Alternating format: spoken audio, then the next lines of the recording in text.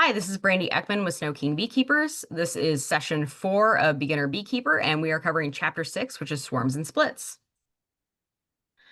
So what is a swarm? It is a reproductive process. It's natural. It's something that bees are inclined to do naturally. New queen cells get capped, and then 50 to 75% of the hive leaves with the old queen, which is to say the queen that was already there. So old usually means her second or late or more spring. They usually leave in the mid-morning to early afternoon. So I've heard of hives swarming anywhere from like 10:30 a.m. to like 3 o'clock in the afternoon. They tend to group together near the hive, perhaps a day or so. Don't let that give you too much hope though, because the near the hive has a different definition for them than it does for us. I've seen near the hive mean a stump that was 20 feet away, and I've seen near a hive mean a Douglas fir that was 350 feet tall and at the top of the Douglas fir. So, so yeah. So what near the hive means for them is a little different than what it might mean for us. They leave with full stomachs with no brood or honey to defend. So what that generally means is they tend to be very docile because they don't have any brood to defend. Their tummies are full. They don't really have any qualm with you. Which is why you'll see a lot like on TikTok and Instagram and Facebook and all that. You'll see a lot of beekeepers just like scooping bees with their bare hands and like no veil and everything. They're dealing with swarms. They're not dealing generally with an active hive. They're dealing with a swarm who is docile and not inclined to attack. It is a healthy hive indicator, so it means that they've got good population build. And because that indicates, because a swarm provides a break in the brood production, does act as nature's pest control because if there's no brood, then varroa mite can't reproduce because they reproduce in the brood cells. So when there's no brood, that means varroa can't reproduce, and that acts as a form of natural pest control. So swarming season. So for most people, it's mid-May to June. For us, it's March to June. Mid-May is to June is for areas and people with 4 seasons. We don't really have 4 seasons. We have somewhere between 2 seasons and 15 seasons, depending on who you ask. In Western Washington, I've definitely seen swarms as early as March. Easy. You've probably heard the saying, a swarm in May is worth a load of hay, a swarm in June is worth a silver spoon, a swarm in July isn't worth a fly. And the point of that saying is to say that if your hive swarms too late, they're not going to be big enough to have enough population to survive through the winter. So you don't want your hive to swarm super late. So this is part of the reason why swarm management is super important. If preparations are swarmed or preparations for swarming are delayed because of the start of the honey flow, the bees will usually tear down the queen cells that they have created. So we've talked a little bit about like those queen cups and queen cells. Bees will sometimes tear them down. And queen cups get built as like a practice. Just the key is to have that flashlight with you and make sure those queen cells are dry. They do abandon their tendency to swarm when nectar is scarce. So during dearth, they are less likely to swarm than they are during like a flow or when they have a lot of food. Causes of swarming, so reproduction. So we have 2 forms of reproduction, right? We have reproduction where the queen is laying eggs, and that's the bee reproduction. And then we have the hive reproduction, which is where they split and swarm. So this is a form of reproduction for them. The warm spring weather helps bring it on, and then having abundance of nectar or pollen. Overcrowding is often a big source of swarming. When brood nest backfilling begins and you start seeing that chaotic kind of bearding, that's usually signs that they're getting ready to swarm.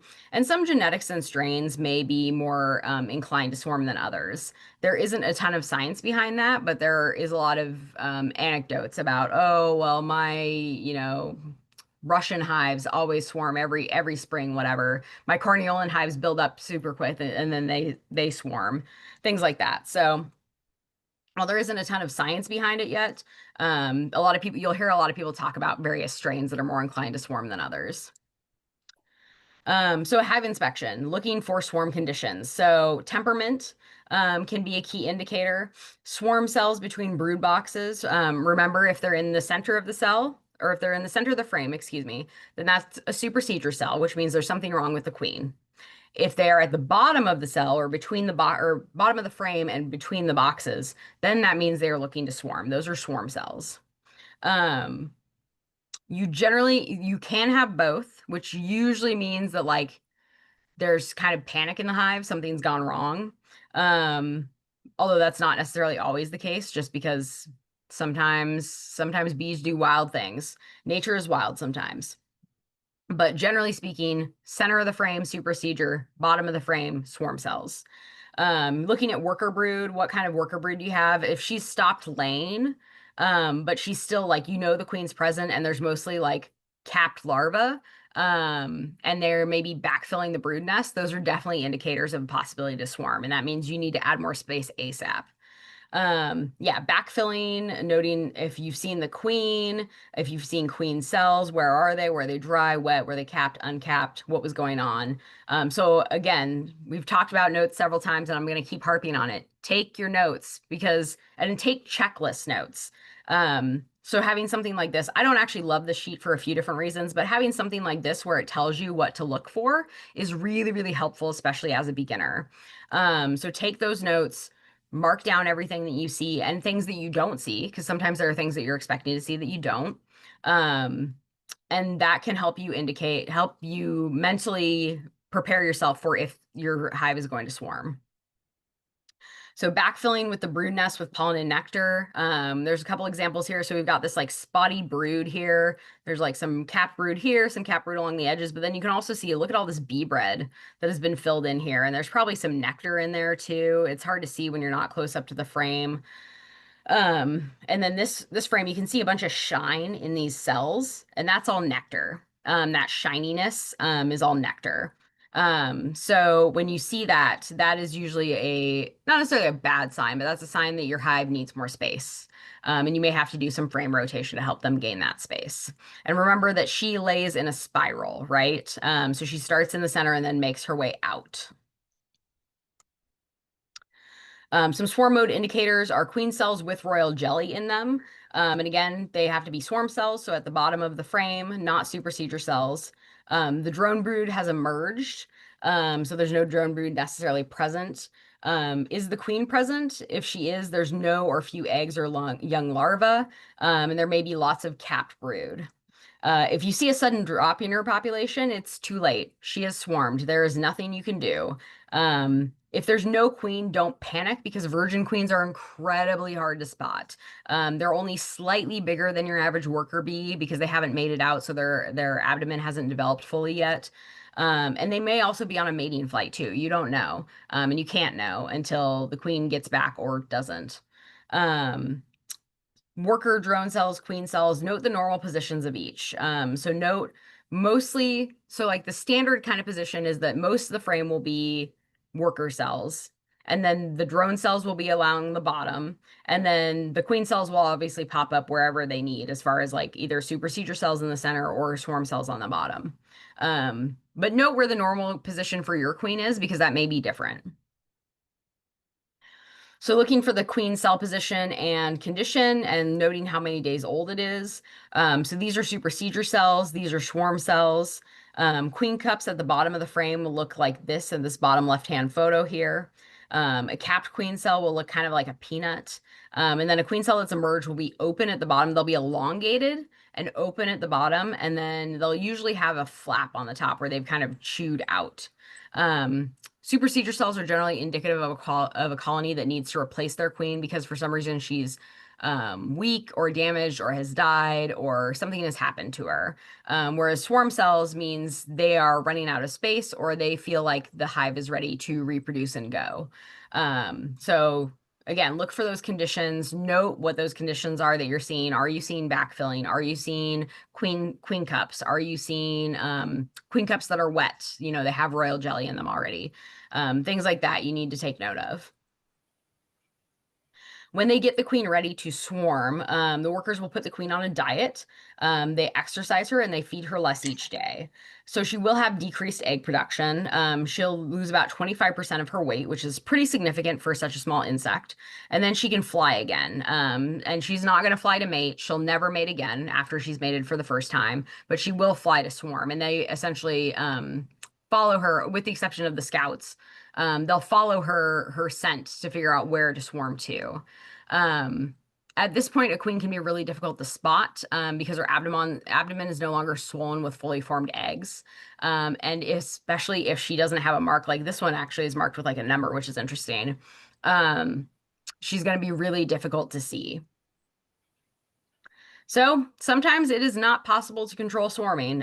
Sometimes, you're gone or you get sick or the hive just moves faster than you can move. No matter what steps you take to limit swarming, if a colony decides to swarm, it usually will. So the first thing that happens is the swarm leaves.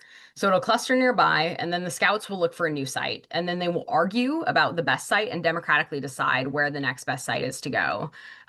Seeing bearding on the outside of the hive may indicate the readiness to swarm. And this is described really well in Honeybee Democracy by Tom Seeley. If you haven't read that book yet, I do highly recommend it. It's very, very fascinating. Randy, you said seeing what on the outside of the hive?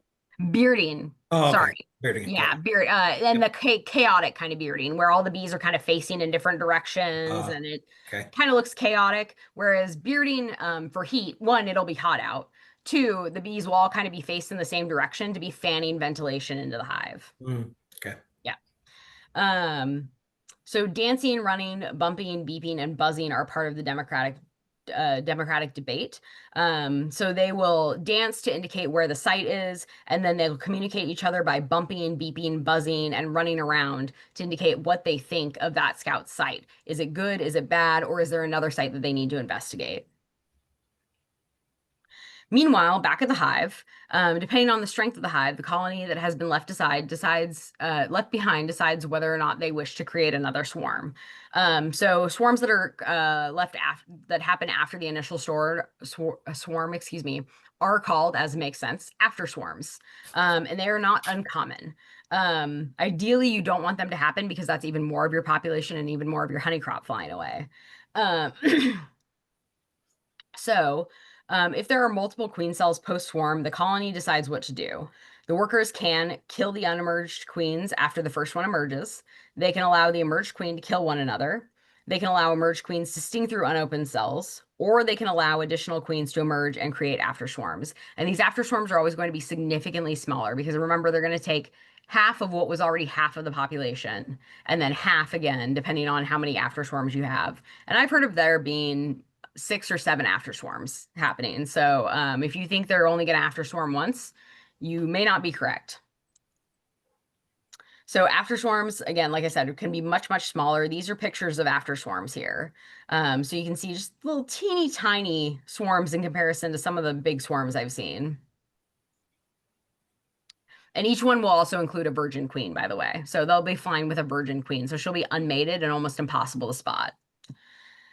So we've discussed this before, but it's always good to review that the queen is missing. Should you let your bees make their own queen? Should you install a queen or a queen cell, or should you install a caged queen?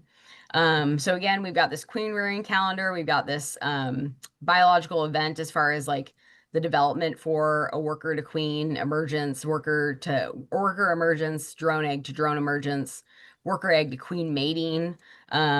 These are all really important numbers to know, especially if you do find yourself without a queen. They're not hard to look up, but I do recommend having them somewhere on hand where you can like find them easily.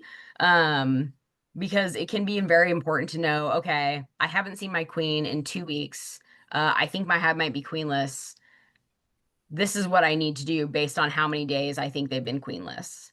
Because that will partially inform your action. Because if you think they've been queenless for 2 weeks already and they haven't started making new queens on their own, they're either going to start having a lane worker, which is going to be a huge problem that you don't want to deal with, or you need to install a caged queen ASAP.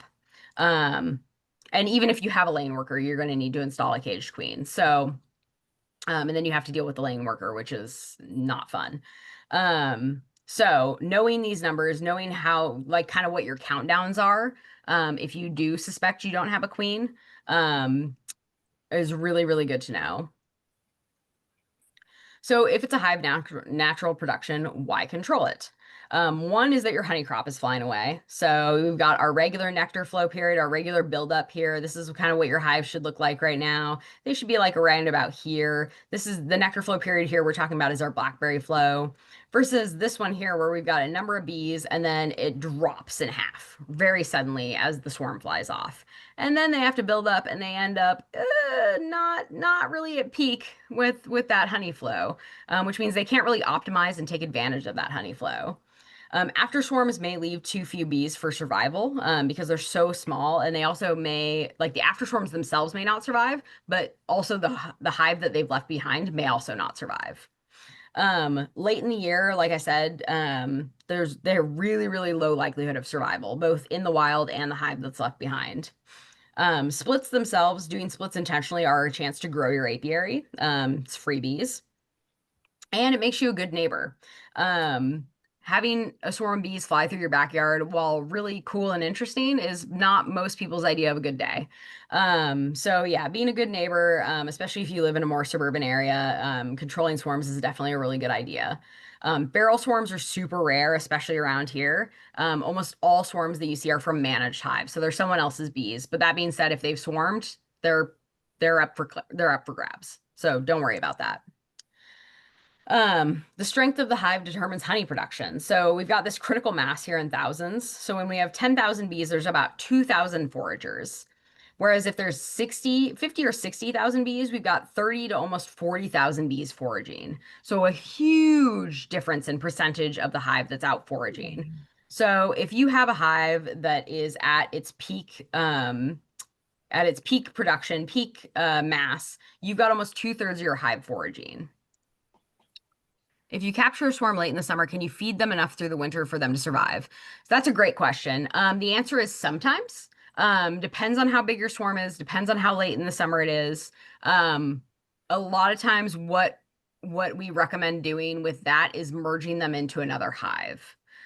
Pick the queen that you think is the strongest, pinch the queen that's weaker, and then use like the newspaper method or something like that to merge them with another hive. That's usually what we recommend, but sometimes you can just feed them through the winter and they'll survive. But keep in mind, they also have to have a critical mass to be able to cluster, to be able to maintain a certain temperature and humidity in the hive. So if they don't have that critical mass to maintain temperature and humidity in the hive, then they won't survive through the winter. So a hive of 60,000 produces about 50% more honey than 4 separate hives of 15,000 each. So having that one hive at that critical mass is going to produce so much more honey, or having 2 hives at that critical mass is going to produce so much more honey than having a bunch of really small hives. So some options for swarm control. You can avoid/equalize, you can destroy, or you can split. So it's your second spring. You've got a strong overwintered colony or a nuke building up really quickly, and the colony is too big, too far in advance of blackberry flow. And this is covered in the apprentice course, just as like a note, is like requeening, and because first spring queens are less likely to swarm, and a young queen's often more productive. And then this is a note, this is what I was talking about recombining small splits before winter. So if you have those small splits, generally you want to combine them with a bigger hive, or combine 2 small splits together before winter, so that way you dramatically increase their survival rate of how they'd survive through the winter. So you've got this scenario: strong overwintered colony's too big, too far in advance of blackberry flow. The first thing you can do is avoid. So you can lower brood nest congestion by over-supering, not using a queen excluder, because that can that can create kind of a false ceiling. We've talked about this a little bit, but just to reiterate, like it creates kind of a false ceiling where the bees sometimes think that they don't have any more space above the queen excluder, among other things. Using frame rotation, you can use a bait frame, you can reverse supers if it's your second spring, you can checkerboard if it's your second spring. You can have, and for every 1 frame of capped brood, you should have 2 frames of space. You can also equalize, which means moving moving capped brood from a smaller, weaker hive, or a bigger, stronger hive to a smaller, weaker hive. Is it a good idea to have smaller, like 5-frame boxes for splits and smaller hives? It's always a good idea to have spare equipment. So I keep nuke boxes, like the cardboard nuke boxes, and that's what I use for, like, if on the rare occasion that I have to catch like a swarm or do a split, as I use those like 5-frame nuke box, like cardboard wax cardboard boxes. They're dirt cheap. Honestly, you can buy them for, I think it's like 20 bucks for five or something like that, 30 bucks for five, something like that. Obviously, if you have a nuke box from a nuke you've already purchased, just keep that box. If your buyer or your seller doesn't require it back for like a deposit or something, just use those. They are totally reusable if they're in good shape. If they are like trashed or soaked or anything like that, obviously don't reuse them. But if they're in good shape and they're dry, absolutely keep them and reuse them. If they're one of the plastic nuke boxes, definitely keep those and reuse those. But yeah, having extra equipment is generally always a good idea. So again, this is a little review on frame rotation. Frame rotation reverse can equal a bait frame or put a Western frame on each side of a deep frame nuke when installing. And that just kind of gives you a little extra space. I don't necessarily recommend this because it can cause like wonky comb, especially if you don't pull the frames out soon enough. If you don't pull those Western frames out soon enough, you can end up with some crazy comb built, which is not fun, especially as a new beekeeper. But doing this frame rotation can be very helpful for alleviating brood congestion. Destroy. Gonna preface this by saying this is not a recommended behavior. This is not the recommended course of action. But some people do it. And the option is you destroy the queen cells. And you destroy the queen cells only if they are not supersedure, because remember, if there's supersedure cells, that means something's wrong with the queen. If you destroy all the supersedure cells, then you're stuck with a bum queen and your hive's unhappy. And you have to do it if you have to be able to see the queen. You have to have physically seen her. You have to shake the bees off of every frame. You don't check wet or dry. You just destroy all of them. So you scrape every single frame or every single cell and cup that you see. Scrape them all.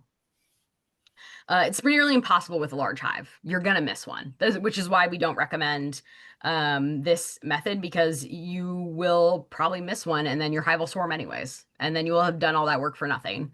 And you may have just made your hive really mad for no reason. The other option is to split, which is to create an artificial swarm. So there are three easy options depending on if there are swarm cells present or no swarm cells present. If there's swarm cells present, you can move those over to a new box, provide some extra frames, provide some brood comb or some brood frames and some food frames. If there are no swarm cells present, you want to add eggs, a frame or two of eggs so that they can raise their own queen. This is known as a walkaway split. And then keep in mind, or again, that queen calendar, right? Is the weather going to allow mating? Or are we about to have 3 weeks of nonstop rain? That's something to keep in mind when you're considering what split you want to do. Or you can split your hive, move all your frames over and then purchase a queen. You can just buy a queen from someone and then install that queen instead, which that can also be good too if you're trying to maybe manipulate genetics a little bit. And the queens are obviously seasonally available, although honestly, I've seen queens advertised from like basically March to like October. So saying they're seasonally available basically just means they're not really available in the winter, which you don't want to be splitting in the winter anyways. So real swarm cells are not going to be just a queen cup. They're going to be a wet queen cell and they're going to not be a supersedure cell. You want to destroy all but 2 queen cells per split or hive, or at least do the best you can to destroy all of them but 2. And what that's doing is it's limiting the possibility of swarming after the split. And it's also minimizing the possibility of after swarms after they swarm after your split. So you want to limit them. You want to limit them in their options of what they can do. So split, you want to put in a nuke or a hive body. You want the frame with swarm cells. You want 1 to 2 frames of brood, both open and capped, and then 1 to 2 frames of stores. And a lot of people will do like a frame with swarm cells, 2 frames of brood, 1 frame of stores, and then 1 empty frame. But that's not necessarily necessary if you have swarm cells because the queen's not going to be immediately laying. You want, if you are doing this in not a nucleus box and not a 5-frame box, so if you're putting in like an 8 or a 10 frame hive body, you want extra frames to fill the box. Shake in some extra nurse bees. Make sure you don't shake in your queen. And then feed, make sure you reduce the entrance because this is now a weak hive. And then mark your calendar. because you need to be able to come back and check to make sure that those queens emerged and that they're mated and that they're laying. And you need to know what timeline that's going to be on. The resources for a single split can be taken from as many hives as you wish. So if you have 5 hives and you have 2 really strong ones and you don't want to take all of your resources from one strong hive, you can take it from multiple hives. That's totally acceptable. But do not reduce the size of any colony too much or too late in the season.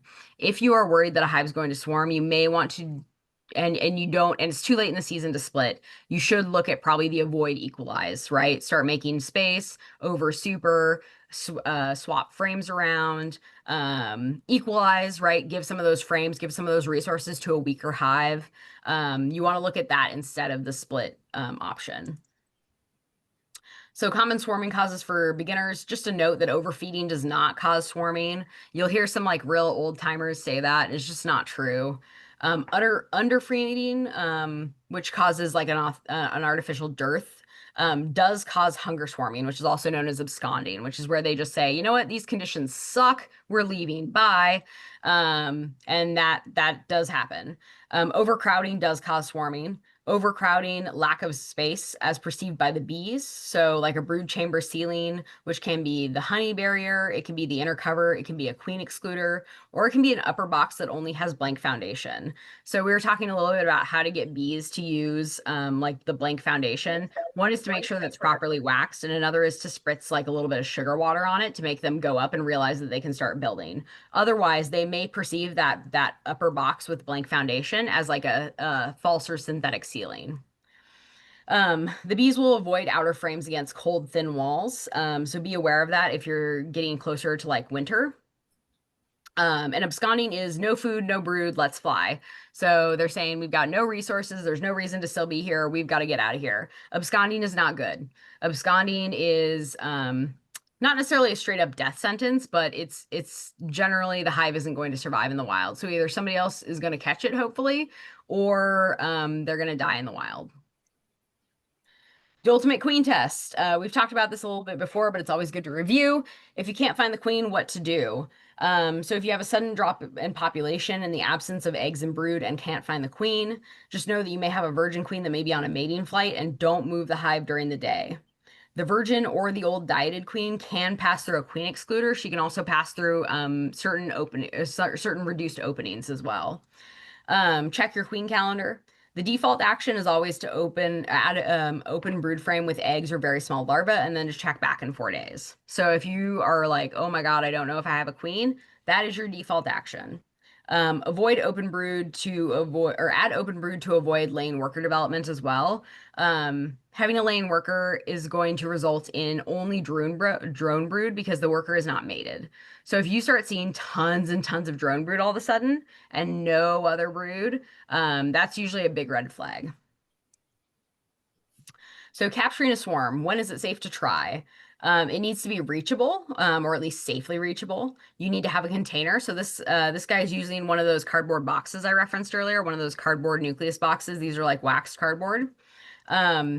A ladder, if a ladder's needed to reach it, you need to be able to have a ladder that can get there safely. And you need to have your PPE, right? Even though it's a swarm, and even though there's like that chick on TikTok who makes me so mad, who like always scooping bees with her bare hands and talking about how nice they are, have your PPE with you. Have gloves, have your vest, have your jacket, have your pants, have your suit, whatever you need. So make sure that you have that before you respond to a swarm. How do you recognize drone brood? So drone brood is going to look like popcorn, kind of. So it's going to be like a raised cell. Sorry, I'm taking a note on this because what I want to do is when we do Q&A, I'm going to pull up a picture of drone brood for you. But drone brood has like a texture, like looks like kind of popcorn cells. It's especially recognizable if it's next to like regular brood, which is kind of flat, whereas drone brood is kind of three-dimensional. It kind of pops out a bit. Is it white or color? It's the same color. It's the same color as worker brood. Yeah. I'll show you a picture of it when we do Q&A later. Okay. The most likely swarm capture is going to happen on your property. It's when you have a container under the swarm. You can cut, break, or shake the branch if they're on a branch. You have a frame of open brood to collect the swarm, or like a frame of old brood comb also helps because it still kind of smells like brood to them. Or you place them in a new hive and keep them there. Um, Add a frame of honey or feed and add more frames. Add an entrance reducer, feed, and then use varroa treatment if desired before the brood is capped. So that would be like time for oxalic acid vaporization or something like that. When you bring them home, be ready. Know where you will put them. Make sure you have space for them. Install them as you would like a package, and then feed and protect. So again, this is a weak hive. So you need to feed them. You need to protect them. So that means having your robbing screen on. That means having your entrance reduced. That means having both sugar water and pollen patties in there. So, a summary of chapter 6.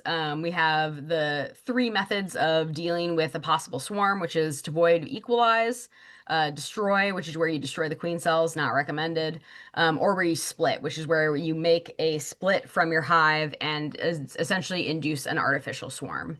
When you are capturing swarms, make sure you are being safe about it. I have seen people hurt themselves very badly falling off ladders or falling out of trees because they were desperate to get those freebies. So make sure you are being safe, both as far as like ascending places to get bees and also making sure that you're having that PPE on you, right? Having your jacket, having your gloves, having your veil. Again, looking for swarm conditions. So is their temperament very, very calm? Are there swarm cells? What does the worker brood look like? Are there any eggs? Are they backfilling at all? Are there queen cells? Looking for things like that, and then remembering to take notes about them, because even if you don't deal with them this week, you may have to deal with them next week. All right, and that was chapter 6. So we are going to start on chapter 7. Chapter 7 is pretty short, so we should be able to get through it, but we won't get through chapter 8 today. So there we go. So chapter 7 is the honey flow. So when the honey flow is on in Western Washington, you need to know your plants. The flows in Western Washington and non-cropland areas are alder, hazelnut, willows, ozzoberry, orchards, gooseberry, currants, salmonberry, dandelion, maple, which is actually a nectar flow. The rest are pollen flows. And honestly, less important to know. The big things are to know your nectar flows, because those are the ones you're going to have to take action on.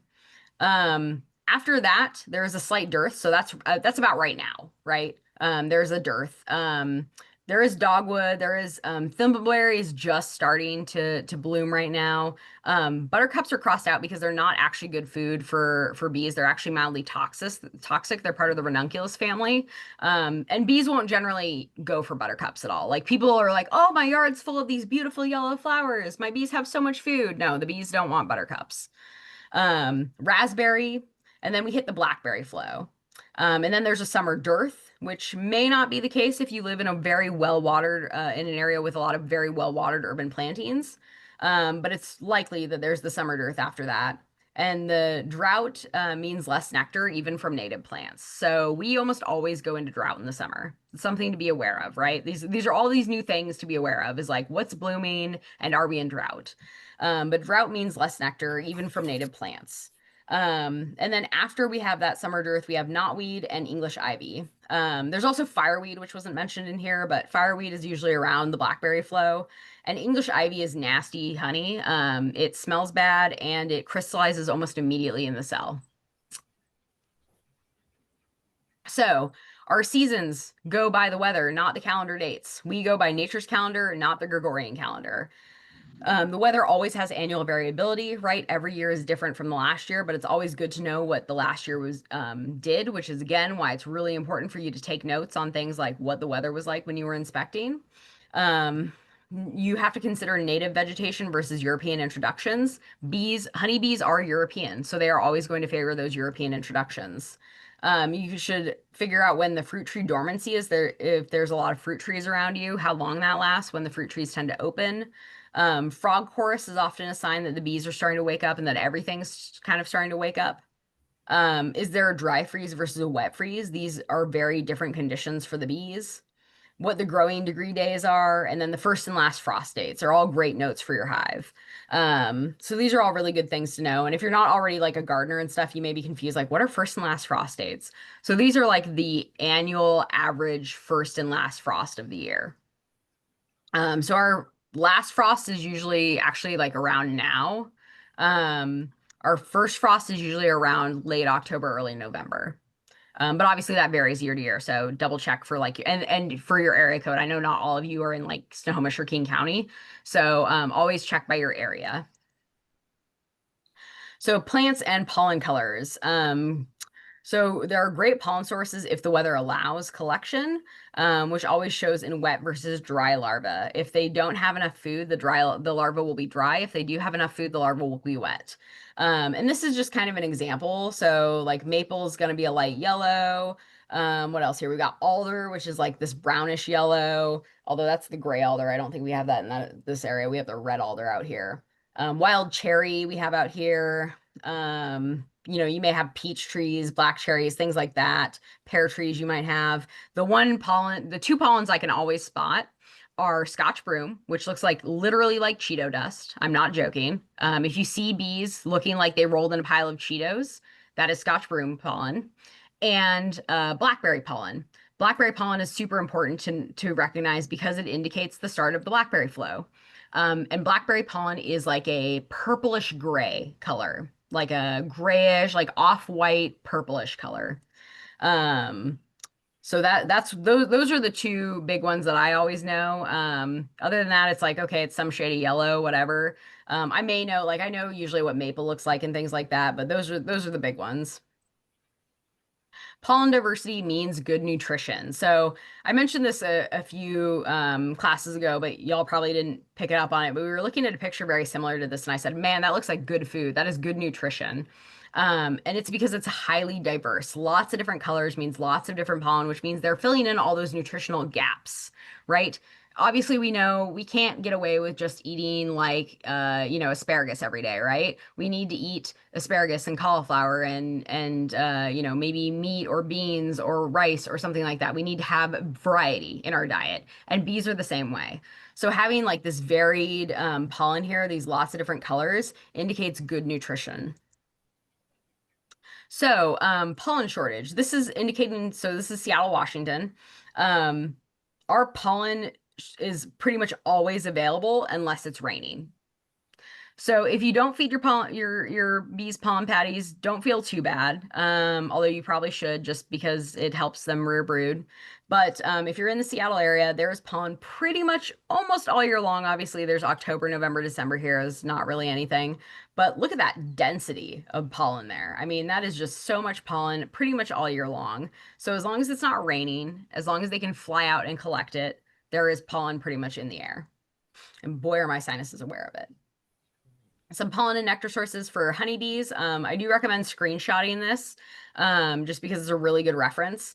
So you can see from January, filbert and hazelnut are the first ones to kick us off with the pollen. And then it kind of goes down through like June, July, August, where we've got like the Himalayan blackberry in June and July. And then August, we've got Japanese knotweed. Those are two big flows. Tansy ragwort is another like invasive noxious weed that the bees really like. Fireweed here can be anywhere from May to October. Depends on the area you're in, depends on the altitude you're in. Some people don't get fireweed at all. It's a really, really light colored honey, almost clear. But the big ones are going to be let's see here. It's going to be the maple, the big leaf maple. There we go, big leaf maple in April. And then it's going to be the blackberry, Himalayan blackberry in June, July, fireweed, and then Japanese knotweed. And then for some people, screenshot. So if you're on a Windows computer, you have your Windows key and then Shift and S, press all those at the same time, and it should screenshot you. So you hit the Windows key, the Shift key, and the S all at the same time.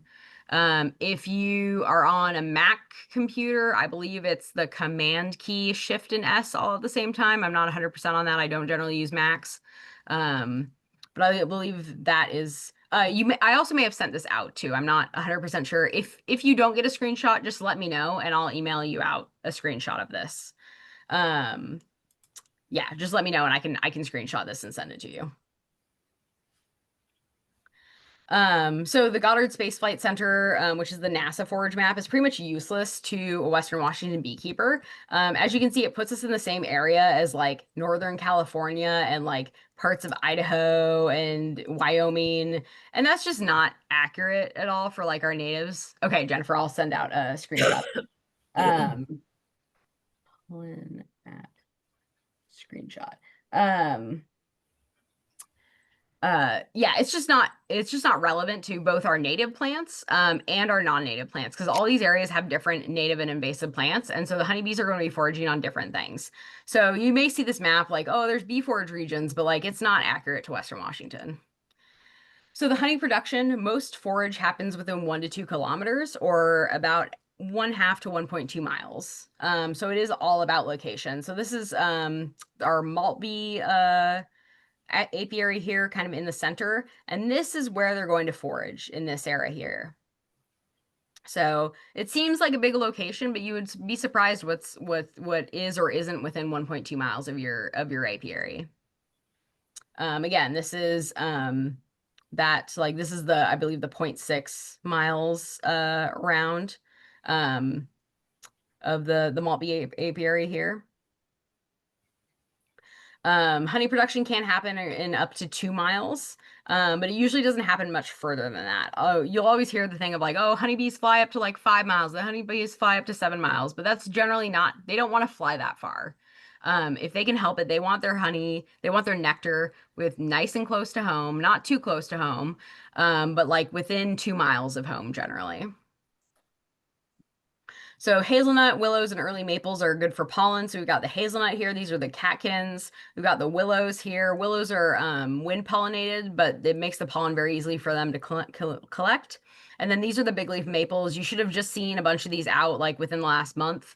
They should be dying off around your area. They should be dropping to the ground about now, or have already dropped down to the ground. Mine have dropped a while ago.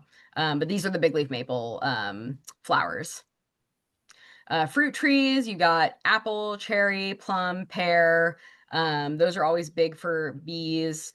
Some native flowers that they like are serviceberry, obviously big leaf maple. They like vine maples too, but the flowers are really small, so they have to collect a lot. Ocean spray, which blooms later in the year. Red flowering currant is very popular, although the hummingbirds tend to get there first.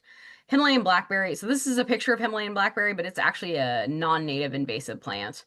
And then snowberry is also very popular with honeybees.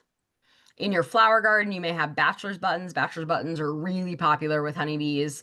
The blue bugles, daisies, alliums are very popular with honeybees. Dahlias.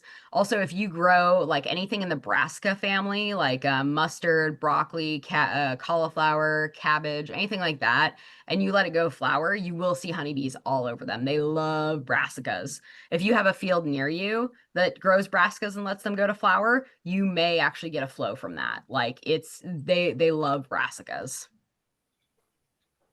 Some other things in the flower garden: pink strawberry, asters, creeping Scotch broom, also just regular Scotch broom, lilacs, blue bugles, and coneflowers, also known as echinacea.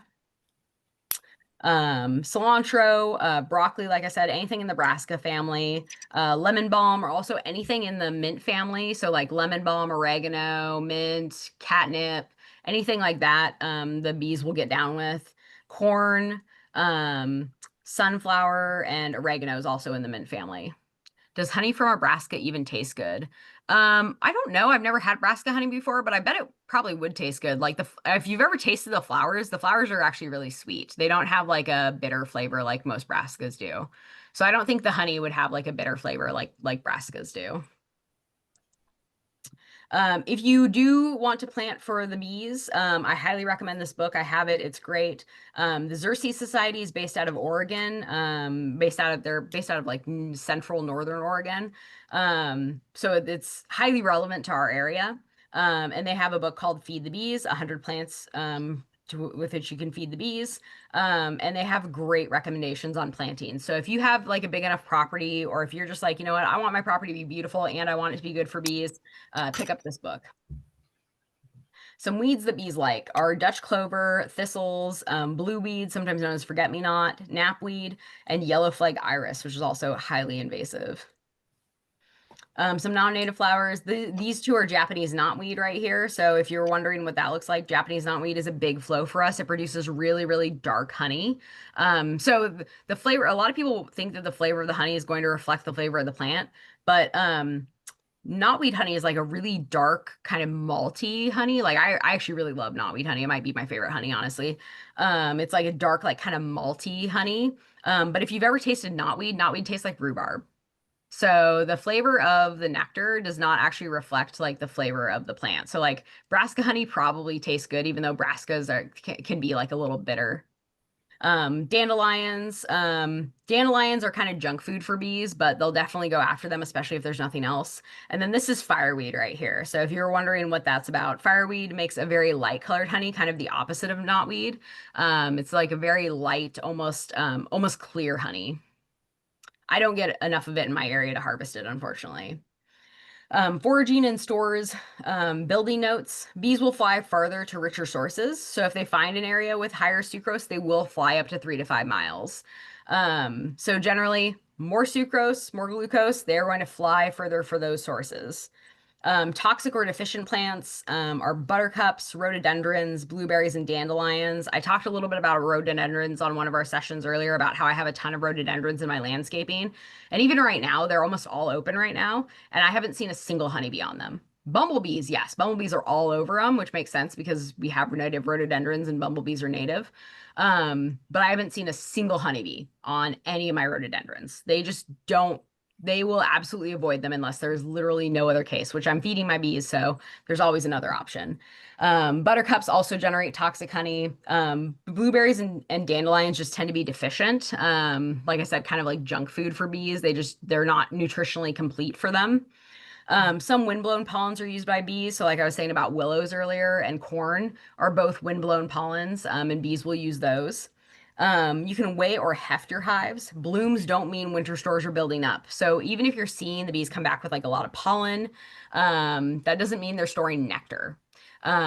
If you see them flying back with a lot, or you see them maybe not a lot coming back with pollen, heft your hive and see if there's weight to it. Are they storing things up? That may be a good indication too that you are in dearth. If your hive is not gaining weight and you feel like they should be, they may be in dearth and you may need to feed them. Absolute weight, you're looking at like 120 pounds is like ideal. And that's like almost per box is like 100 to 120 pounds. Your relative weight, you can use it. You can figure that out by hefting. You can use a luggage scale. You can go by number of frames if you want to, like number of frames of capped honey. Weight is a better measurement, but if you don't have a way to scale them or to weigh them, then hefting is better than nothing. Some signs of dearth. Dearth is the decrease or absence of nectar and pollen sources. As I mentioned earlier, we almost never have pollen dearth in our area, but we do have significant nectar dearths. So behaviorally at the hive, they'll be aggressive or unsettled or listless. The hive will sound louder, so they'll have more of a roar than a hum. They may have signs of robbing, and they'll be evicting drones. Remember, drones tend to be a drain on the hive. Obviously, they're good for reproduction, but they are a net drain on the hive. So if they are evicting drones and it's not late fall, that is a red flag. Away from the hive, you may see them scouting in weird places. You may see erratic flight, like they're not flying purposefully. They're checking out fermenting, rotting, or smelly stuff. So if they're like all up in your neighbor's compost, that's a red flag. They may be visiting flowers that they usually ignore that are not the best nectar or pollen sources. And then this is a big one, hummingbird feeders. Every year in the fall, I see my birding group complain about, oh, why are there so many honeybees at my hummingbird feeders? And I just tell them, tell your neighbor beekeepers to feed their bees. That's why they're at your hummingbird feeders. Especially because hummingbird feeders aren't actually diluted to like the correct. They're very heavily diluted compared to what we feed our bees.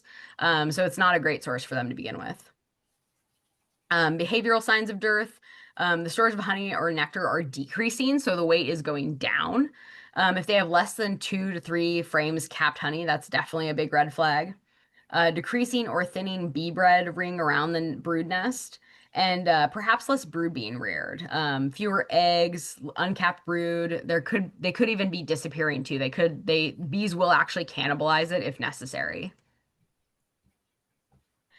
Stores that look like this right after the honey flow, during the honey flow and right after. So we've got this like big, beautiful brood frame here, and then this nice honey arch up here. We've got a nice honey arch up here. So signs of robbing. We've talked about this a couple times, but it's always good to review, especially because this can be a bad scenario to be in. If you see bees looking for a way to sneak in the back or under the eaves, so again, like trying to get at all the cracks in the boxes, when you see bees trying to do that, that's a bad sign.